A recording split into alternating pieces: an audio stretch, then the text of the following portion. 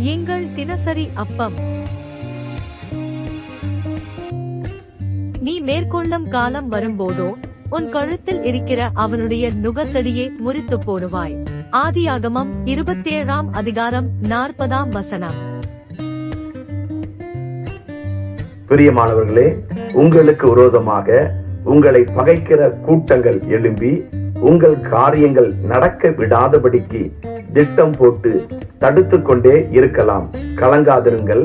இன்றைக்கு ஆண்டவர் உங்களுக்கு சொல்லுகிறார், நீங்கள் உங்கள் பகைவரை மேற்கொள்ளும் நாளாக மாறும். உங்களை பகைக்கிற கூட்டங்களை விட நீங்கள் பலமுள்ளவர்களாக மாறுவீர்கள்.